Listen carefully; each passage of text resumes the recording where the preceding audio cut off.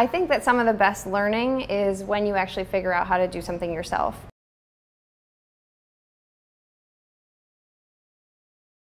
Ashlee Valente is our mentor for the project. You might want to see, is it going up in bacterial?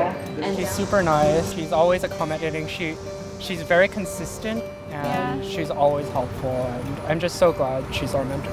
I always had a ton of questions just because I didn't know, all the biology that I needed. Chris and Kelsey come from very different backgrounds. Kelsey's global health. Chris is a computer scientist and electrical and computer engineer. I think that it's important to have a mentor that sort of understands both aspects of the project to help sort of build that level of communication between the students.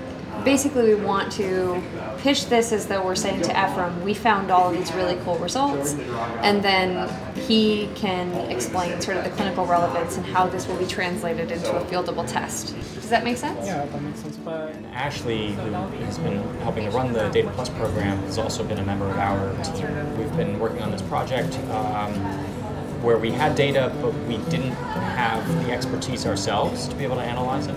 And so when the Data Plus program came along and she recommended that people submit proposals for projects, I'm excited to see that there was enough interest to generate a team and help us out with the project. She sometimes helps them express what they're trying to express in terms of explaining the statistics to us, and helps us express what we want to express in terms of the biology. So she sort of understands, I think, both, and can help mediate in that way as well. Technically, that is looking at a ratio. Yeah. And it oh isn't yeah, I see. So like the distribution. Right. So it's not MicroRNA Team. If we can distinguish the difference between viral and bacterial infections based on microRNA expression, we can create a diagnostic model that physicians can use in the future. That's pretty cool. Yeah. Opportunity. Yeah. An idea to mirror Data Plus on the medical center side of things, and I think that's a fantastic idea.